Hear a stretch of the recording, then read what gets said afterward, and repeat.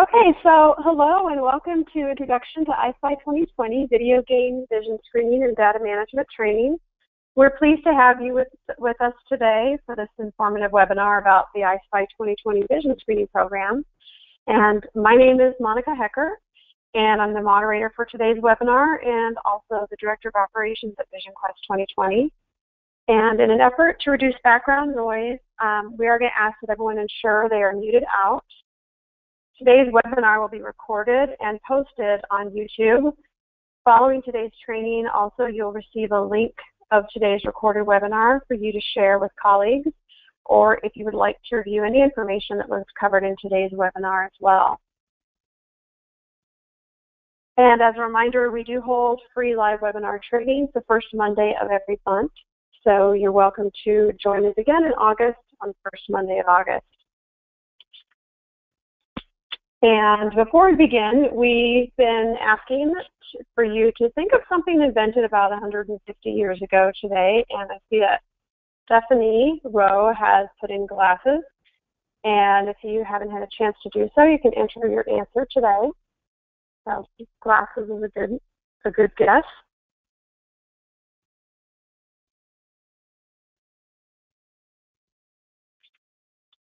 Okay, so I think we'll go ahead and take a look at the next screen. And actually, what we were thinking of is the eye chart.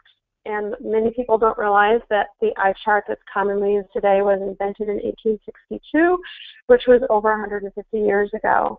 And that's still used today in vision screenings and in mass vision screenings, especially in schools across the United States.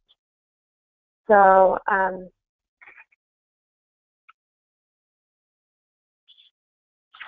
we've had a lot of technological advances that have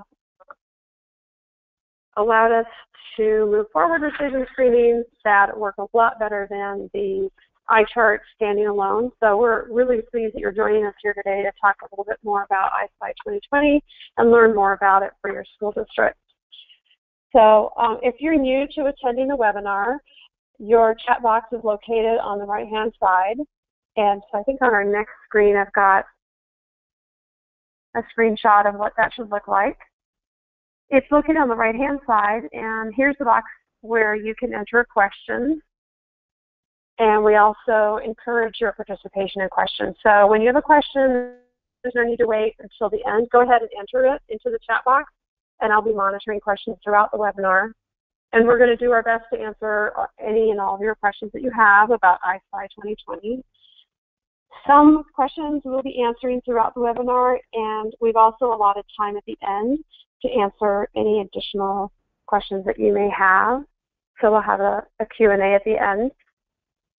And some of you may be logging on from a web-based interface. Your screen may look a little bit like this one here. And here's where you'll find your chat box. You can take a look and see if you're logging on from a web-based interface. And we really would like to hear from you, and I would like to include your input in the webinar. So be sure to share your comments. And the chat box on the right-hand side of your screen is available anytime during the webinar. So you can stay connected with us on social media. I always like to let everyone know that we are VisionQuest 2020, and we conduct the trainings for EyeSpy 2020. You can please stay connected with us by liking us on Facebook. And you can also gain access to additional training materials and more information at eyespy2020.com. We are on Twitter, and you can see what our Twitter is at VQ2020. And you can use the hashtag EyeSpy2020 with no slash in the middle. And you can tweet out any additional questions. We monitor our sites for questions, and we'll also get back with you that way. You can also email me directly too. My contact information was on the previous slide, and we'll provide it again at the end. And we also encourage you to like us on Facebook at VisionQuest 2020. And of course, YouTube is VQ 2020, and that's also where you'll find recorded webinars, previously recorded webinars. So, we are VisionQuest 2020. We're a 501c3 nonprofit organization dedicated to the early detection of vision disorders and preventable blindness in children. And we were founded by a pediatric ophthalmologist, Dr. James O'Neill, who partnered with technology developer Richard Cherendi to create a new way of vision screening in detecting vision disorders after seeing that many children were being missed, falling through the cracks, and suffering in school, and also recognizing that there are many health issues such as amblyopia, when they're gone undetected, can cause permanent irreversible monocular blindness. So at this point, I'd like to introduce our featured speaker and co-founder. He's also the CEO of Vision Quest 2020 and the software developer of EyeSpy 2020. And his name is Richard Cherendi. So we're fortunate today that we have the developer with us so that any specific questions you have, Richard Cherendi will be able to answer. So Rich, I'm going to give it over to you. Great. Thank you, Monica. Are you able to hear me okay? Yes, I can hear you well. Okay, great. Sometimes it's hard to tell. So fortunately, we have a relatively intimate-sized group today. So I'm hoping that everyone is comfortable corresponding with us via the chat box. I think there's also a way to raise your hand in these webinars, but I'm not really sure about that stuff. But we hope that given that we've got a small group, that you'll feel perhaps more comfortable to ask questions throughout the process. And we will certainly try and go through the general aspects of EyeSpy 2020 relatively quickly so that we have plenty of opportunity towards the end to answer any specific questions or demonstrate any specific functionality that you may have questions about. So thank you to all of you for taking time out of your summer to attend this training. And Monica, thank you for moderating the training today. You're welcome. As Monica had mentioned, I've got the extraordinary privilege of co-founding the nonprofit Vision Quest 2020. And as she mentioned, Dr. O'Neill was troubled many years ago with the fact that to this very day, children are still being vision screened using a technology that was developed over 150 years ago. And I don't know about any of you, but I know that at least for me and most people that I know, I feel very behind the times when my cell phone is more than 2 or 3 years old. And it seems like that's actually becoming even more shortened. It seems like now, you have to update that technology every year. So he and I, he had the insight to realize that he needed to partner with a technology geek, and I proudly call myself that. I'm formally trained in electrical and computer engineering, and I come from the semiconductor world where I actually designed and manufactured computer chips for a number of companies, including my own, and also was very honored to develop innovative technology in these high-tech industries. But the greatest privilege of my life was the opportunity to develop technology that actually has the ability to help children. And so it's really my honor and privilege to be sharing that with you today. So what is EyeSpy? Some of you may already be familiar with it, and some of you may have never really heard of it before in any detail. But it is a radically different approach to vision screening children, and I'm going to talk about that in a little bit more detail, obviously, as we go on. But quite simply, it is a software program that you download to your PC and has been medically demonstrated to provide unprecedented accuracy in vision screening children, which is critically important for a variety of reasons, many of which you're probably already familiar. And in fact, to some degree, I may be preaching to the choir when I talk about how important vision is to children. And, it's not just important to them academically, it impacts virtually every facet of their life.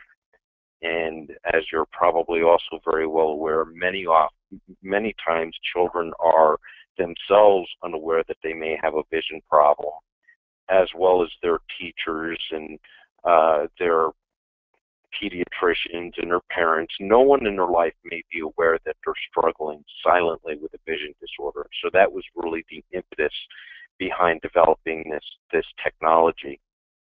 In addition to vision screening children accurately, we also wanted to build a program for schools, specifically for schools. And so in addition to EyeSpy 2020, the vision screener, we've also developed a data reporting system, data collection and reporting system, which we'll be demonstrating to you as well. So this training is really intended to,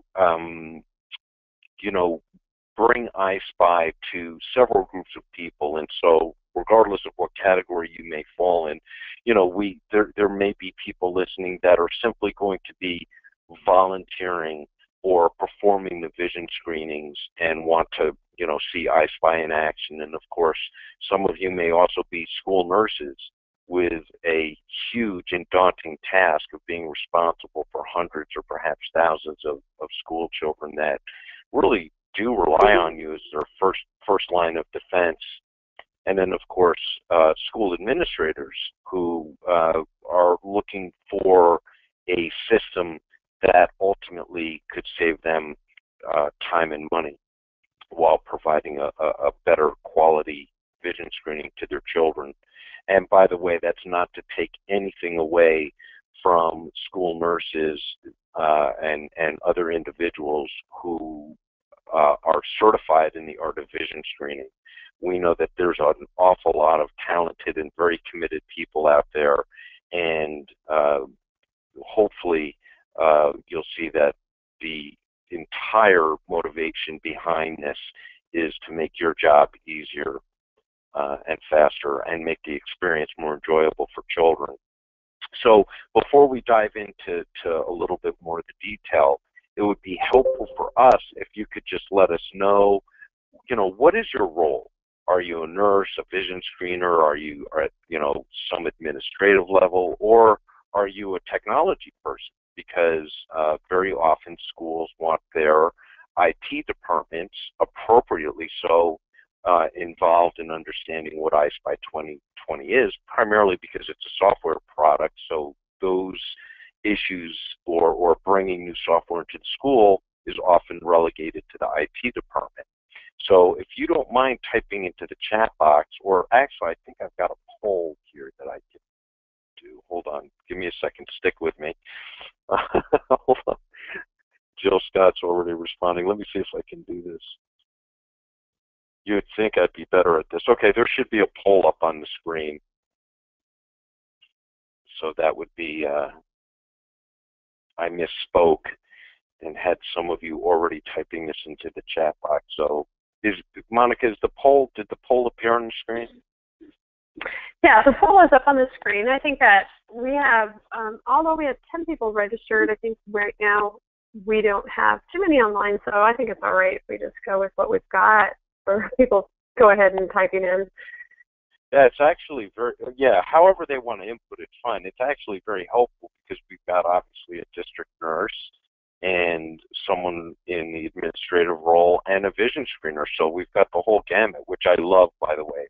So it'll be very interesting. Thank you for that. It'll be very interesting to get diversity of questions. So thank you for doing that. Oh, I skipped ahead. So again, I feel like in some ways I may be preaching to the choir. And so for those of you that are already huge proponents of vision screening children, I apologize. For those of you that may be thinking, hey, why do we even vision screen, or perhaps why should we even change the way that we've been vision screening, just a little bit of data that may help. Depending on the age group that you're looking at, up to 1 in 4 children suffer from a vision problem. And, as many of you are probably aware, the vast majority of vision problems afflicting children can be easily treated with corrective lenses. Now, of course, there are some vision disorders that require surgery or other types of intervention, but the vast majority just children just need corrective lenses. I don't mean to trivialize that, but what I'm trying to say is that the good news is that treatment is readily understood and fairly affordable. Ironically, the biggest issue when you talk about children and vision, the biggest challenge is not treating the vision disorders. The biggest challenge is detecting the vision disorders. And in fact, the Healthy People 2010 Progress Review emphatically stated and documented that there has been no progress made in the early detection of vision disorders, and therefore no appreciable reduction in preventable blindness in children under the ages of 17 years of age. It's unbelievable to me, and it's heartbreaking because obviously these children depend on us. We are advancing technology in so many ways, yet we're relegating the detection of vision disorders in children to a technology that's over 150 years old.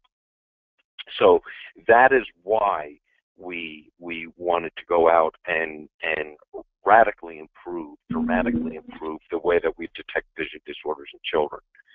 So as some of you may know, maybe all of you already know this, but there are very precise rules that must be followed in order to perform vision screenings in an accurate and reliable way.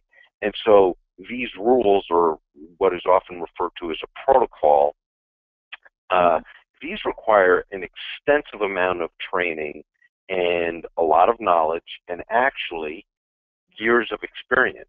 It's actually quite an intensive and arduous task in order to perform a vision screening on a child using traditional wall chart methods. And so what we wanted to do was eliminate the need, or at least address the shortcomings of the standard eye chart. And so, again, as you're probably well aware, children can easily peek or at least memorize a static wall chart. We see that all the time. Like I had mentioned, there is an extensive amount of training required, and after the training is completed, each and every vision screening requires a tremendous amount of human interpretation. So there's a lot of variability from screener to screener. Based on whoever is proctoring or administering the vision screening, there's a lot of variability. Those rare individuals or few individuals that are trained in the art of vision screening must somehow get to where the students are. So if you're fortunate enough to have those individuals within your school, that's great. But the vast majority of schools don't have that existing trained human infrastructure in place.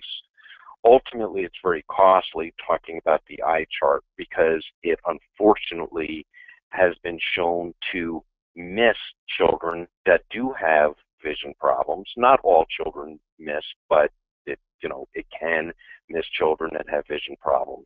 And the whole data collection and reporting side is very labor intensive, it's inconsistent, of course it's prone to error because there's no automated data collection system for you. So EyeSpy addresses all of those shortcomings, as you'll see.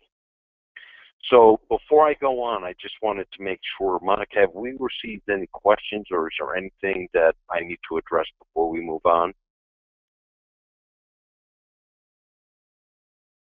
No questions yet, but feel free to go ahead and put your questions in if anyone has any as we move along. Okay, great. So, Monica, you just go ahead. If you can get a word in edgewise with me, good luck. But please just go ahead and interrupt me if we do get questions, because I want to make sure that everyone does get their questions answered. And again, as a reminder, I'm going to try and go through the formal training. I'm going to try and go through that very quickly so that we can get to questions and answers. So let's jump right in. So again, I've already talked about this. Up to 1 in 4 children has a vision disorder. there are numerous documented studies that show that 80% or more of learning occurs visually. Now, this is not to say that visually impaired children cannot learn. Of course they can learn, but we need to know that the children are visually impaired. So if you take a child in your classroom, everything looks fine, we don't know that they can't see the blackboard, 80% of their learning is stifled.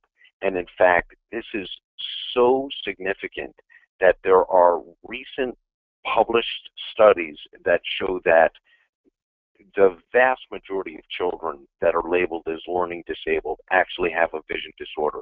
It doesn't mean that their vision disorder has gone undiagnosed or untreated, but the correlation is astronomical. Vision health in general impacts, like I had mentioned earlier, virtually every facet of a child's life. So not detecting vision disorders in children, it poses a really significant risk to children, to their families, economically, to the schools that are responsible for educating them, and to society in general. Unfortunately, it's also been shown that low-income children and children experiencing problems academically in general are disproportionately affected by vision problems. So these numbers are based on national aggregated values. And one thing that is important to realize is that, at least again from what we have found, is that these numbers can really vary based on your geographic location and the ethnicity of the ethnic makeup of the children that you're responsible for educating. So, but again, rough numbers, about 20% of children suffer from eye teaming or focusing deficits, which could be due to refractive error or convergence insufficiency. There's a variety of things that can go on there. But the point is about 1 out of 5 kids have an issue with their vision. And what can occur is that they have the children with these undiagnosed vision problems will have or can have problems remaining on task. And so they are often misdiagnosed as either having a learning disability or having some attention-related disorder or dyslexia, which the testing is a little bit more specific for dyslexia. But another impact of low vision in children or chronic vision problems in children is that they're at increased risk for obesity. There are also studies that show that they both are bullied and bully more frequently. Again, these are children with chronic vision disorders. So the detection of vision problems is just a huge and very, very important issue, at the macroscopic level. We know that vision screening laws and requirements vary from state to state. And so there are some states out there that don't require schools to conduct nor report those vision screenings at the statewide level. And unfortunately, in the state, Arizona, which is where we're based, although we serve the entire country, Arizona is one of those 8 states that don't. Monica, again, I'm not sure how many more people have joined, but where you guys, what state are you calling in from or attending the webinar from? If you could just type that into the chat box. Yeah, if everyone is just, oh, right, we have from Arizona, California. Okay. Oh, great. All right, all the states that we're already in. Okay, great. So we don't have to chat too much about that. California is and I say this a little bit tongue-in-cheek, but they're way ahead of the curve as far as appreciating the value of the importance of vision screening children. So from a legislative level. Because we know the nurses here definitely are pushing to get kids screened. We're working hard here in Arizona to see if we can't get some stuff. We would never want, just as a side note, we would never advocate that EyeSpy, the use of EyeSpy, be legislated, not in Arizona and not in any other state at all. In fact, what we would want is legislation that embraces whatever the latest and greatest technology is. So if that's EyeSpy, great, but whatever is best for the children is what we'd be advocating for, just to let you know.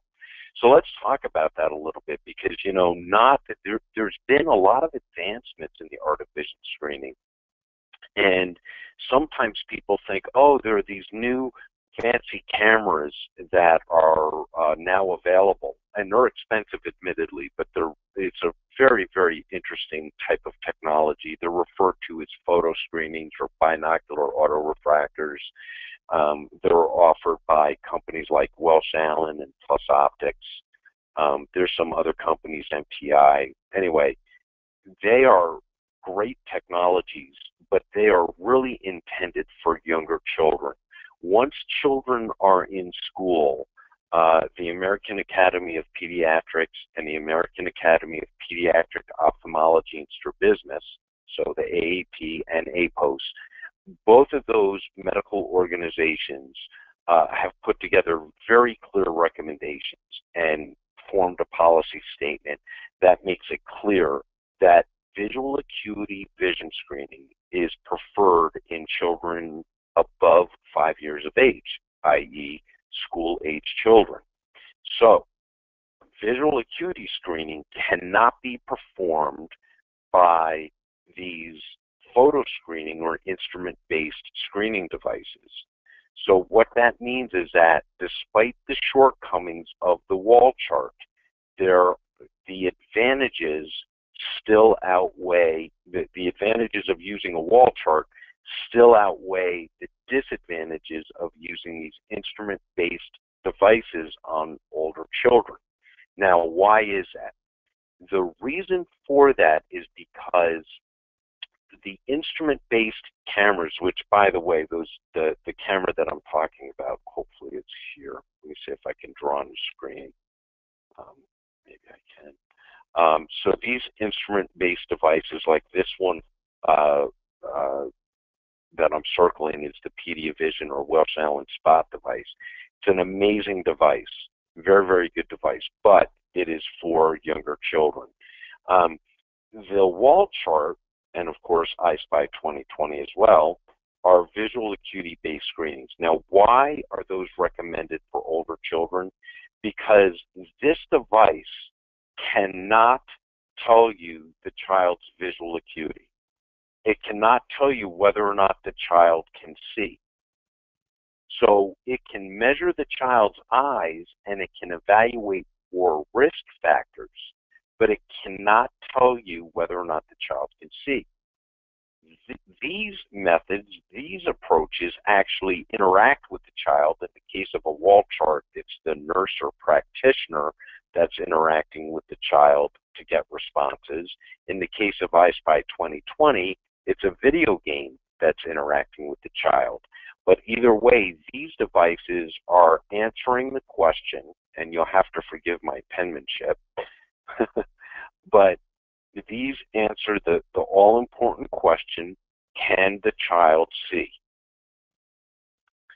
So the cameras, these devices can't answer that question, but these approaches, again, measuring visual acuity, is answering the question whether or not the child can see. Now, as you're about to see, EyeSpy 2020 goes above and beyond just answering the question as to whether or not they can see. So I'm going to explain that to you in just a minute. So before I talk about the specifics of EyeSpy 2020, I just want to give you an idea of what it is, because I keep talking about EyeSpy 2020, the video game. So I don't think you're going to hear any sound here, but I want to show you what it looks like. You can see here's a boy sitting 10 feet away from the computer, And he was simply playing a video game. This is a close-up of what the screen looks like, and I'll be showing this to you shortly. Here's a different part of the examination, which I'll be explaining, where they're not actually matching up letters. And this is a close-up of the report that, again, I know it went through real quick, but the whole point was to really just show this part where the child's sitting 10 feet away from the computer and they're just playing a game. It's all the child has to do in order for you to get an accurate vision screening. So, excuse me. So, before we get into how to use EyeSpy, I want to talk about the fact that we had voluntarily sent something, we sent EyeSpy off to be scientifically validated. Because EyeSpy 2020 is essentially an electronic wall chart, now granted it's wrapped, for lack of a better term, in a video game, but it's an electronic wall chart for all practical purposes. It's got a fully automated protocol, and so what we wanted to do was to send this off for scientific validation. We sent it off to for scientific validation to one of the top ophthalmic clinics on the planet, more specifically the Storm Eye Institute at the Medical University of South Carolina. And we asked them to independently evaluate EyeSpy 2020 when operated by lay personnel. I don't know if there we go. And this is what they concluded, that EyeSpy screening results using a patch, which is how it's used in the community, were not significantly different than those of a professional examination. So that is, I would say, more than we expected, because, again, it's just a vision screening program. It's not a diagnostic tool. But for us to be able to say that EyeSpy 2020 accurately identifies children with a vision problem, again, not diagnosing them, but identifying accurately those children with a vision problem as reliably as a professional examination does, was basically what we needed in order for us to feel comfortable releasing this for consumption by the masses. So now other vision screening technologies have not done this. They're not necessarily required to go out and do a validation study, a medical validation of their accuracy. But EyeSpy 2020, we felt that it was requisite to do so.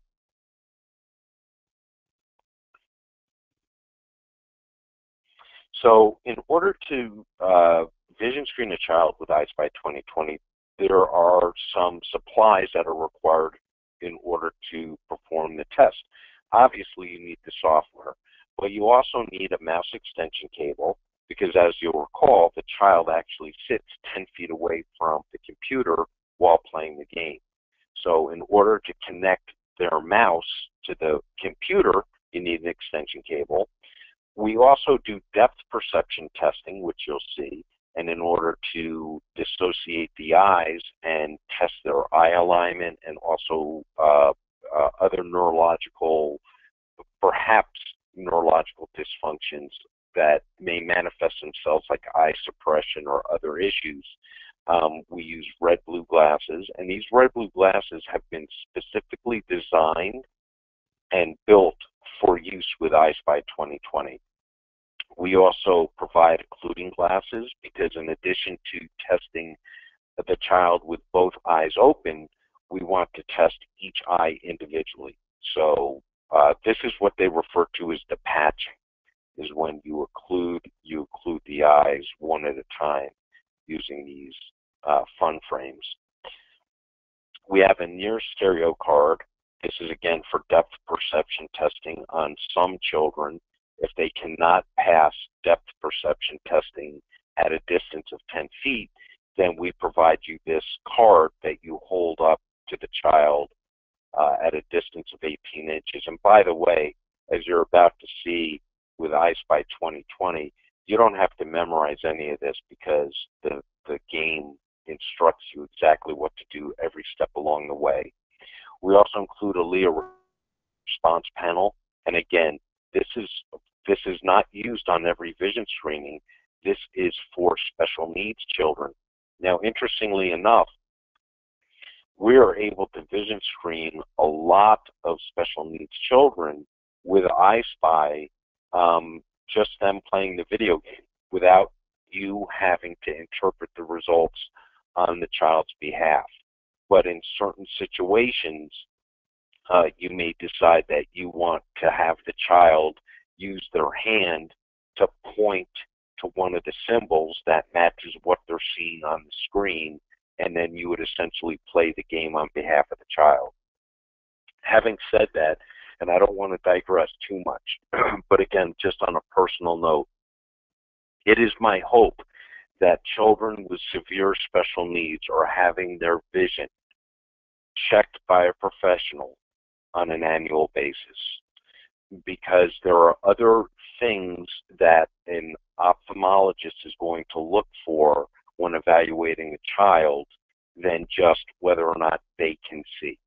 So they'll be evaluating the child for diseases of the eye. They'll be, as I'm sure we're all familiar, they will dilate the eyes, use an ophthalmic scope and look inside, look at the retina, look at the nerve health and blood vessel health of the child. So EyeSpy 2020 is never a replacement for a full eye exam, and I would hope that this population would be getting their eyes looked at professionally once a year. And then, of course, we include a quick start guide, which is just a simple set of instructions. Rather than having to listen to me, you can just read 4 pages and get all the information you need. And I should mention that at the beginning of the webinar, Monica talked about EyeSpy2020.com, and you can download this from that website, although we do include a hard copy for you. I won't go through this in too much detail except to say that the setting up EyeSpy 2020 after the software is installed on your computer is a relatively simple process. It's fairly straightforward, and the only thing that I want to, again, emphasize is that the distance between the child's eyes and the screen is 10 feet. And I hope that's showing up okay. It's probably not, but it's a distance of 10 feet. And then between children, you want to maintain a distance of 2 or 3 feet. Now, when you set it up like this, the proctor can stand right in the middle of the 2 children and proctor multiple exams at the same time. So setting up the game is a fairly simple, straightforward process. Again, this is the extension cable that you see here that I'm drawing over. That's the extension cable. And the child, you can't see the mouse. I think the mouse is kind of hidden by her shoulder. But the mouse, she plays or he plays with the mouse to control the game,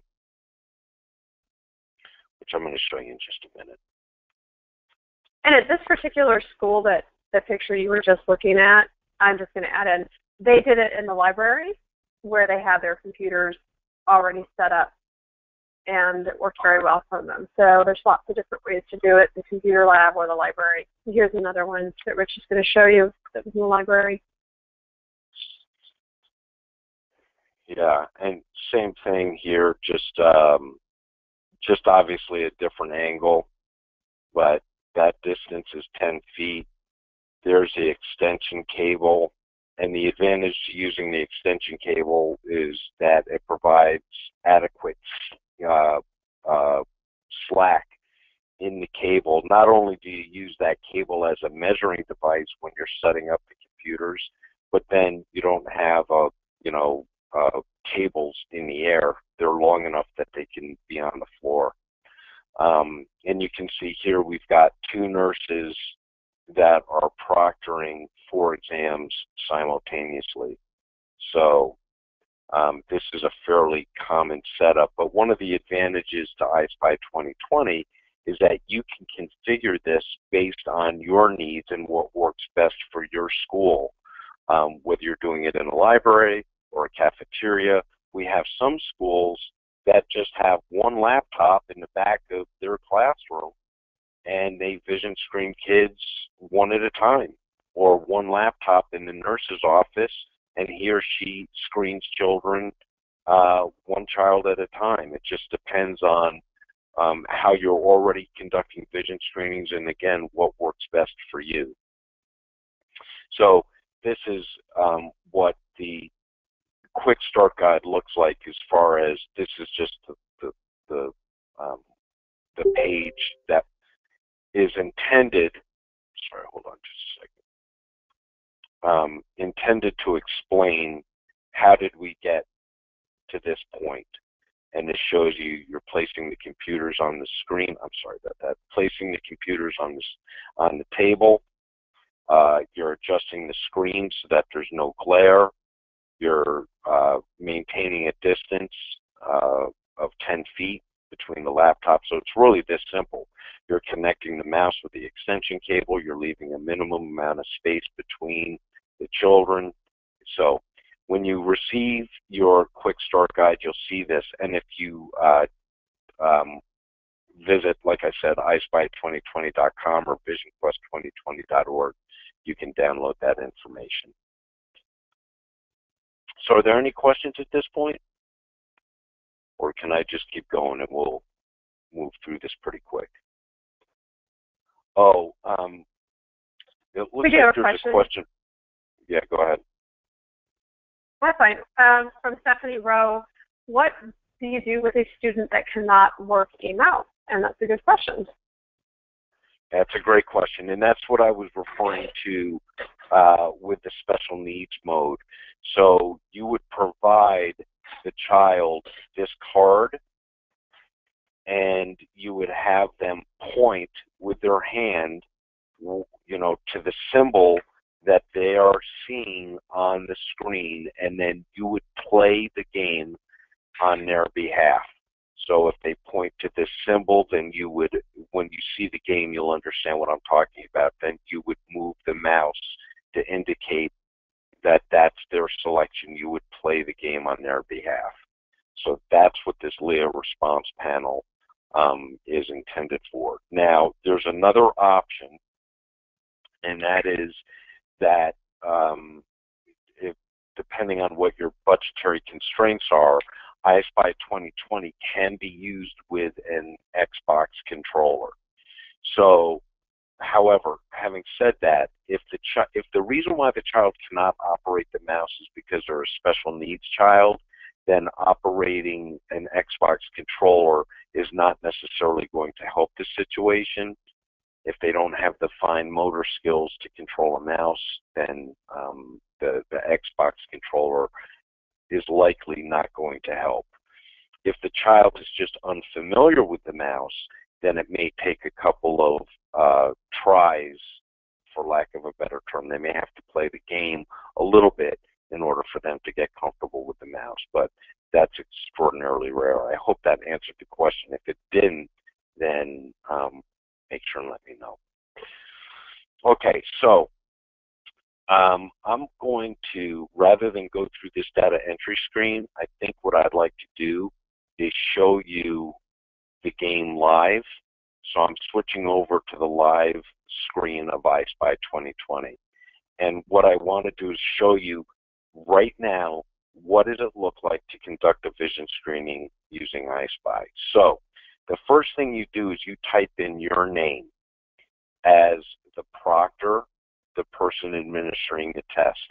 If your school uses student IDs, then you would type that in as well. And then you put in the student's name.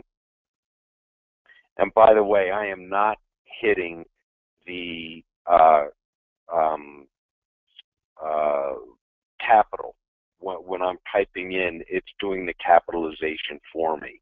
In fact, when I put in the child's birthday, I am not going to type in the slash. It will put in the slashes for me. So if this child was born in, let's just say, 09,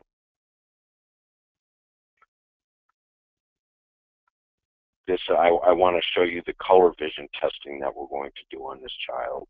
You put in their teacher's name, or some schools want to put in their homeroom name or number, so you could either put in digits or you could put in the teacher's name.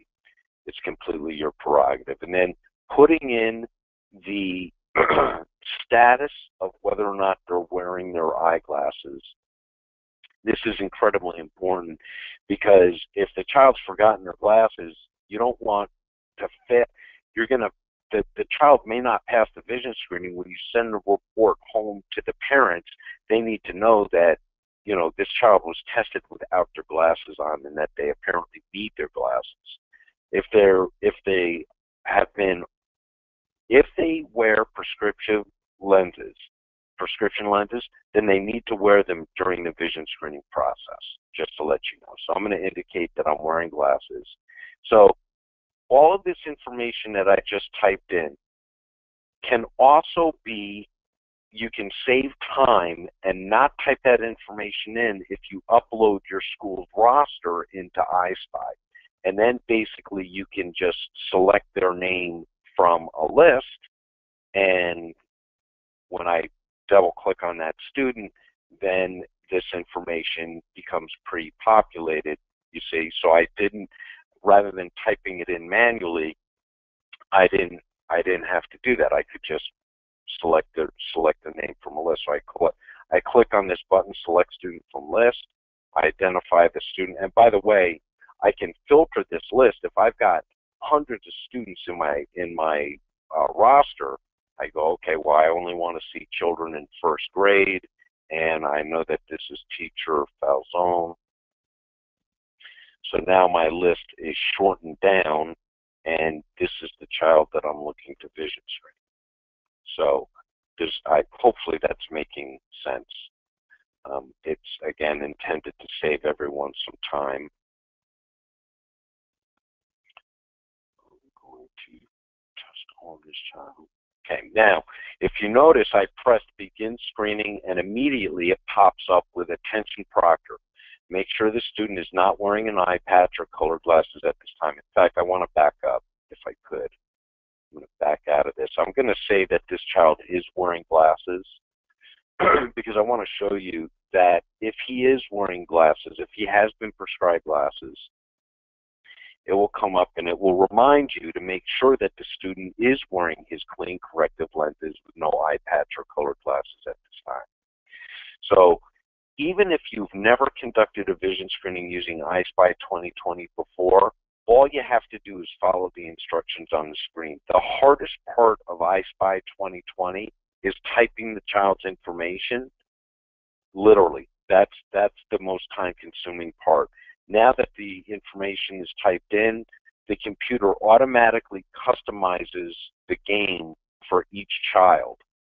So the first thing that the child's doing, keep in mind, they're sitting back from the computer 10 feet, they're moving the mouse back and forth, and you can tell them, go ahead and select the child that you wish to play. And when they click the mouse, the game automatically begins. The first thing that I want to point out is that these shapes at the bottom and at the top of the screen are automatically selected based on the child's age. In this case, we're using Leia symbols. So the child moves the mouse left or right, lines it up when it matches, and you can explain this to them, although most children just kind of know what to do. I don't know if it's because they're familiar with matching games or but you can explain that it's just a matching game and they just line it up. Now, I'm going to get an answer wrong here just to show you that there's no negative consequence to getting the answer wrong. The only thing that happens is they don't receive the animation like I'll show you now. If I get the answer correct, there's an animation sequence to engage the child. So no negative consequence, only positive reinforcements. What's happening right now is the child was basically asked by the game through the video game to verify to the game that they understood the concept that it was a matching game. So we statistically verify that the child understands it's a matching game. Now you're asked to patch or occlude the child's left eye underneath his corrective lenses, unless you're using those occluding glasses, and then the message will change in basic eye. I've got this set up for patching, so it wants me to place a patch, a disposable patch under the child's corrective lenses. If you're using the occluding glasses, which I showed you a few slides back, then it will tell you to place the appropriate occluding frame over the child's glasses. So now we're testing just the right eye because we've occluded the left eye. So now the child is just playing along, and I'm going to go through this quick because I don't want to run out of time. Because I want to make sure that I'm able to answer your questions. Child's playing the game. If you notice, the optotypes at the bottom of the screen are getting smaller, and they get smaller automatically. You don't have to program or tell the computer to do anything. It's just going to do this all on its own based on what the child can see, how well the speed at which they're responding, whether or not they're getting the answers right or wrong. Now it's going to have you move that patch over the child's right eye or switch occluding glasses, and now the child just continues down the process or to play the game. And what will happen is, again, it's going to automatically move down the chart, so to speak. So it's doing what a certified ophthalmic technician would be doing in their office. It's evaluating how well the child can see, how small they can resolve, which we refer to as visual acuity. So I'm going to get some answers wrong here. You can see what happens. Okay, now it's going to ask me to remove the patch and make sure that the child's wearing their corrective lenses, and using the same idea of matching that the child's already demonstrated that they understand. So you will only advance to this part of the game if the child has acceptable visual acuity. And what we are assessing now is color vision. And as you can see, these color confusion palettes are the standard color confusion palettes that are used to determine, and you can see we do it very quickly, whether or not the child has mild to severe color blindness. So I'm just going to get the answers right because I want to show you the last part. This part of the test is where now we know that the child can perceive color and they've got good vision in both eyes. Now we want to know both eyes are working together. Are the eyes aligned, and are they neurologically functioning cohesively? Now, I don't have my red-blue glasses, so I'm not going to get the answers right because I can't see the stereoscopic image embedded in that stereogram, that random dot stereogram. Put them on real quick. Okay. So my point is, without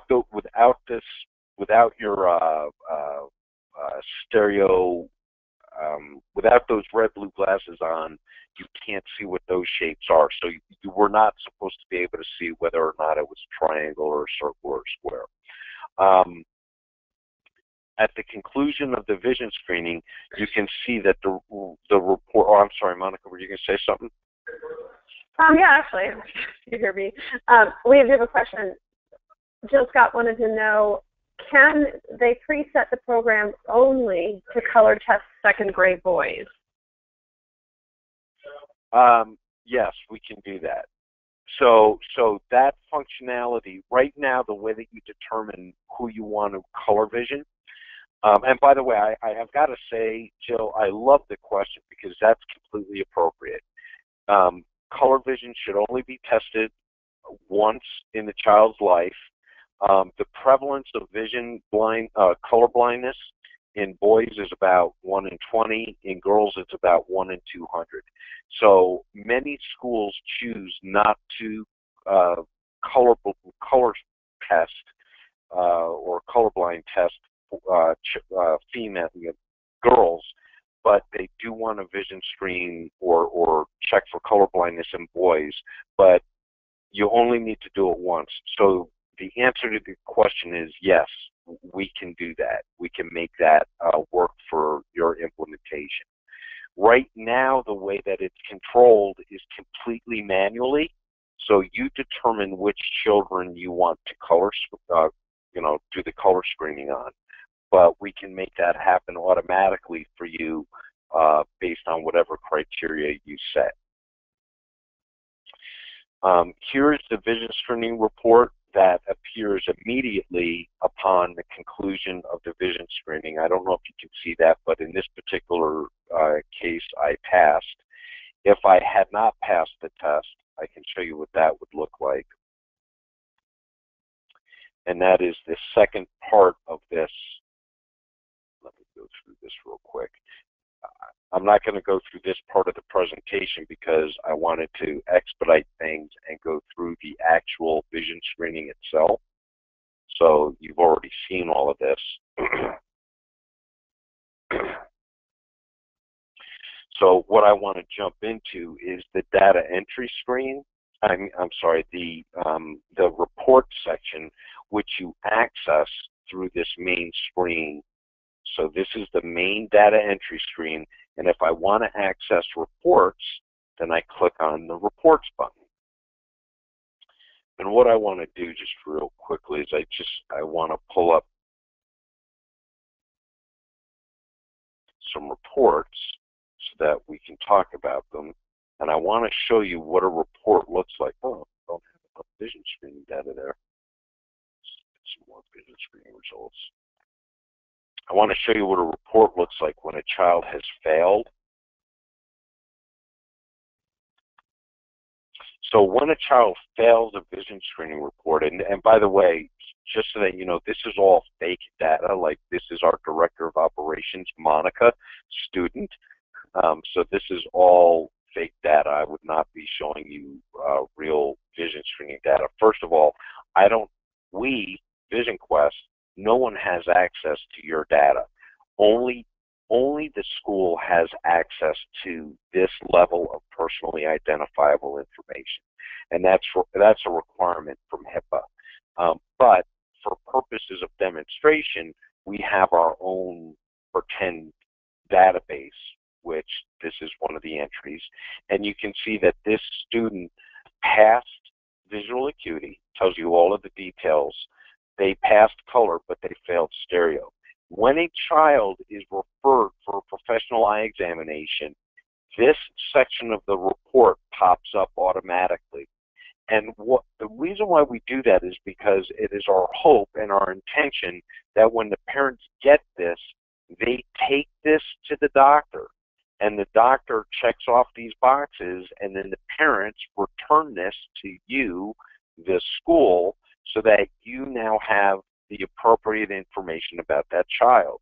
Like, do they need glasses? Did you prescribe glasses? Even with glasses, is school performance going to be hindered? Is there a follow-up appointment? All of these other pieces of information that obviously you need in order to do your job as best you can. So that report can be printed and sent home. In addition to individual reports, you also have the ability to print summary reports. So if I print a summary report, I just want to show you what that looks like real quick, just to give you an idea. Rather than print it to a piece of paper and try and hold it up in front of a video camera, I'll just show you what the actual report would look like if you printed it out yourself. And that's actually a summary report of all the vision screenings that we have. And so this is very handy because if I were looking at a real, looking at a real situation, I might say at the school nurse level, okay, I want to print a report for all of my first graders.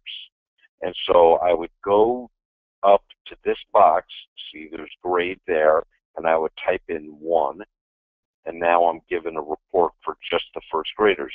Then if I just want to report for the first graders that failed, I would uncheck this box that says pass.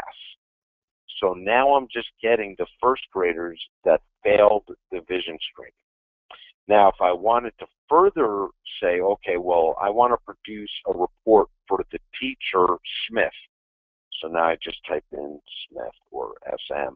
And now this, whatever reports, however I have filtered this list or sorted the list, so it's automatically sorted based on last name, but I could sort by any of the criteria that you see here.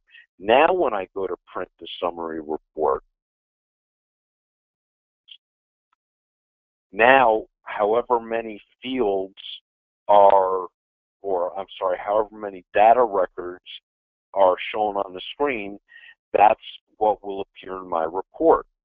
And if you ever want to know when your report, what period of vision screenings were you looking at, that is shown on the top of the report. How many records? When did you create this report? This is the name of your school. This is these are the records that you extracted. And by the way, here are the filtering criteria that you had placed in order to generate this report. So you could create this report at any time simply by looking at it and knowing, okay, this is the date range, this is the information that I use to filter my report. I know this is perhaps a little bit like a drink out of a fire hose, but I want you to understand that with a few clicks of a button, you're able to generate reports very easily. And in addition to generating these reports that you can print, you can also click on this button that says export. When you export, it exports a file into Microsoft Excel. Now, the reason why that's important is because when you dump a file into Microsoft Excel, you're able to then subsequently, and by the way, again, because this is our test database, you'll have to forgive me because there's a bunch of information in here that wouldn't normally show up. This is where we do a lot of testing. But this file can be manipulated and then subsequently brought into your student health information system. So rather than having to take all of the results from your vision screening, the vision screenings that you do, you can, again, take this Excel database and, every student health information database is different. So I'm not sure what your particular schools are using, but every database, I should say the vast majority, allows you to import data into their database. So this would contain the information that you need. If it needed to be customized, that's something that we could certainly do. But we have many schools that simply take this Excel data dump of all of their vision screenings and bring it right into their vision screening system from EyeSpy 2020. So this system is literally that simple. Whether you're selecting a child from a list, and by the way, that child that I vision screened earlier, they come off of this list. If I vision screen Brendan Bonilla, if I vision screen this child right now, when I go back to this list, he would not appear on this list. And by the way, just like you could with the previous list, if you're looking for a particular child, you know that their first name is, let's just say, oh boy, what is the chances of that? Their first name starts with the letter S. So I typed in the letter S, and now I'm just showing children that begin with the letter S, or if I know their particular grade. So I had it filtered on grade 1. So there was a good question, Rich, that Jill saw there was a refer in the results column, and what does that mean? Aren't all fails referred? So there is a difference there. Oh yeah, between it's a very a good fail question. and a refer. Oh, I'm so glad she caught that. That's I love the question. So thank you for that. So there are 4 different categories for the result. So I'll start with the easy one, pass. That means they passed. The second most easy one is fail. That means that they failed the vision screening. Now, it doesn't say specifically why, but they failed the vision screening. When you open up the report, that's where you'll get the details about specifically what part did they fail. So in this case, I failed stereo. The second option that you will see, or the third option, I'm sorry, which we don't show here, I'd have to pull more data. There's an option here called comp. COMP. And comp on the report will state that the child was unable to demonstrate comprehension. So in that particular case, that child is referred for a full eye examination. Now, it takes a while for a child to demonstrate that they don't have comprehension of the game. But the reason why we refer that child is because if they cannot demonstrate comprehension, there's one of 2 things going on. Either the child really doesn't understand the concept of a magic game, which is unlikely, or they cannot see. But in either case, because again, if they can't see, then how are they going to demonstrate comprehension? If everything is blurry to them, then they're just going to be guessing or not participating at all, and either way, they should be seen by an eye care professional. In the case that they are able to see, which we cannot discern, but there's some neurological or cognitive processing issue, it's recommended that they're referred to an eye care professional because there's something going on that is precluding us or preventing us from accurately assessing or vision, conducting the vision screening. The fourth label that you will see in the results section is refer. Now, refer happens when, let's say I'm vision screening. I'll show you. I'm going to vision screen a student. Let's pick Brendan. So I'm going to vision screen this student. It's asking me to verify the date of birth only because I had that in wrong. So let's say that the child picks a character and they're very frustrated for whatever reason. There's something going on. I say, okay, Brendan, go ahead and match the letters. See how the optotypes are different now based on the child's age. So Brendan's an older child, and he's not demonstrating anything at all, and he's just getting very frustrated. And there's something going on with the child that I know, as a proctor, I know that I'm not going to get an accurate vision screening result. This child is just frustrated. Well, I can let the child continue to play the game, okay? So here, they're not demonstrating comprehension.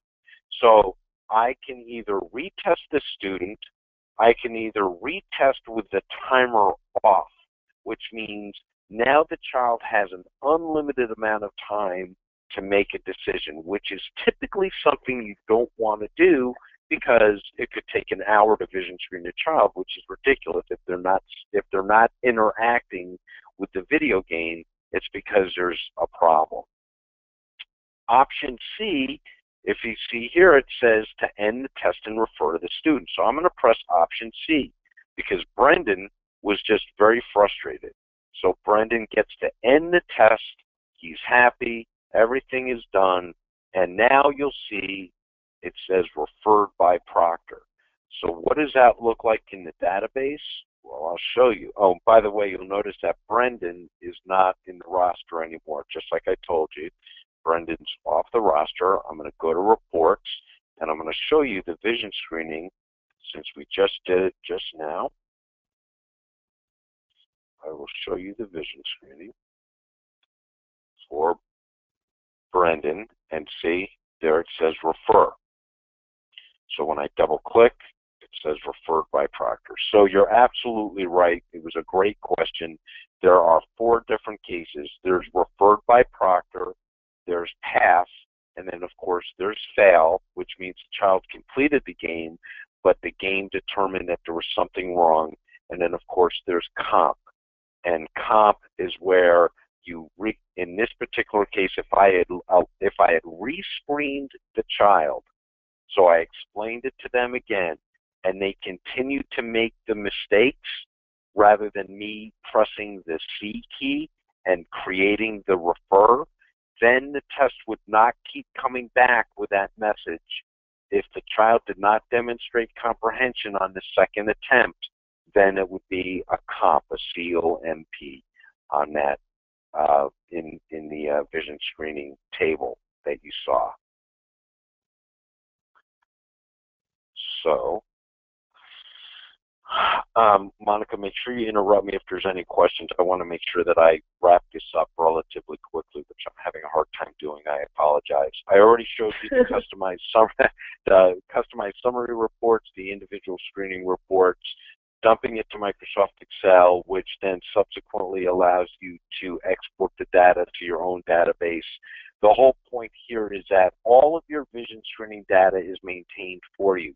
If this laptop computer gets destroyed or lost or, God forbid, stolen, whatever the case might be, your data is safe and sound. And in fact, if you're the nurse and you've got a ton of vision screening computers being used, and you're sitting in your office, you can look at all the vision screenings because all the vision screening data goes up to the repository.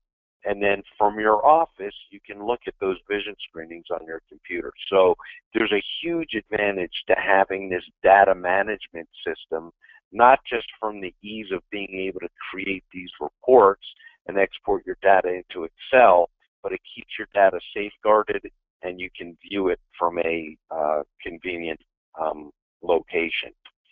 So I know that was a mouthful. I apologize. I want to get to your questions. I want to show you something real quick. Yeah, I know you're laughing. I don't do anything real quick. I get it. I want to show you because EyeSpy 2020 has actually changed in appearance from that picture. So if you go to EyeSpy2020.com, it takes you to VisionQuest2020.org. That is intentional. You didn't type anything in wrong. That's the intent.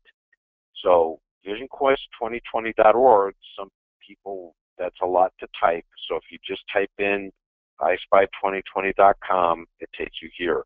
Once you're at this website, if you're looking to learn more about EyeSpy 2020, you can scroll down, click on the menu option for EyeSpy 2020, and this is where all of those materials that we talked about are available. That way you don't ever have to hear me again. You can download your complete user guide here, the quick start guide. There's great information for handing out to parents.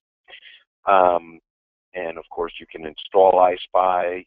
This is where you signed up perhaps for the live training that you're on right now. If you're interested about, you need to replace some of the supplies, or you want to learn more about the particular supplies. Anyway, this is where you can access that information.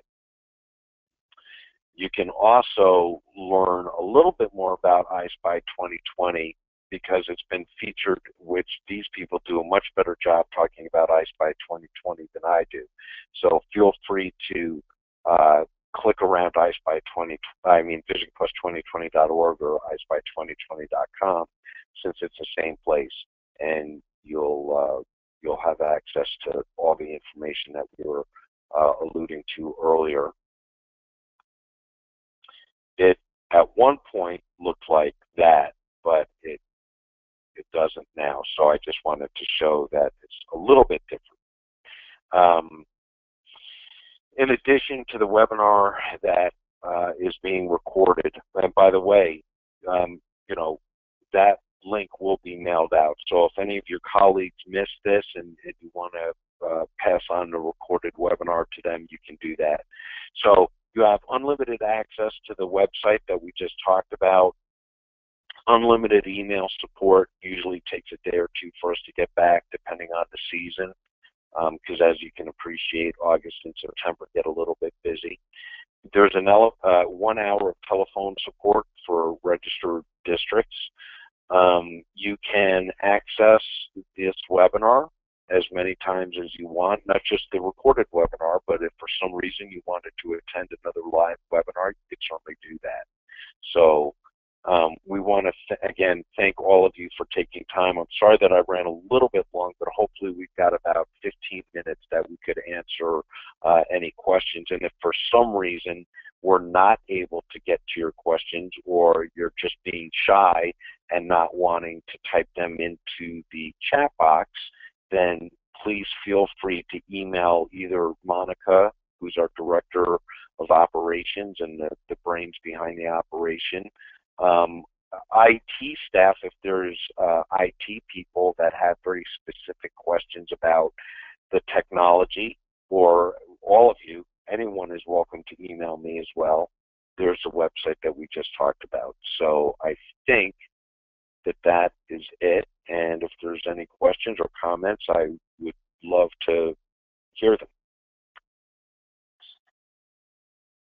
If anyone would like to take a moment, go ahead and type in something into the chat box if they have any additional questions about the system. We'll give it a couple of minutes. Absolutely. Okay, so I don't think we go ahead. Oh no, I was just going to fill time by saying that I neglected to say that I hope that everyone had a happy and safe 4th of July weekend. That was all I was going to do. So. Okay, so at this point, what we'll do is I just wanted to let you know that if there aren't any other questions, then that's all the time we have for our webinar today. And to please look for our follow-up email that will provide you with a link to the recorded training. So I'll be sending that out to you directly after. It takes a little bit of time to load up, so you probably should be receiving that later on in the day. And also, if you have not filled out the survey yet, we value your feedback very much as administrators, school nurses, vision screeners who are actually out there working with the children and doing vision screens every day. So the pre-training survey, if you had not had a chance to fill it out, we'd still like for you to take a moment to do that. Also, if there are additional questions, like Rich said, please go ahead and email us directly. And I want to say thank you. So on behalf of Rich Terendi and Vision Quest 2020 and myself, we thank you for joining us and taking the time to learn more about EyeSpy 2020 today.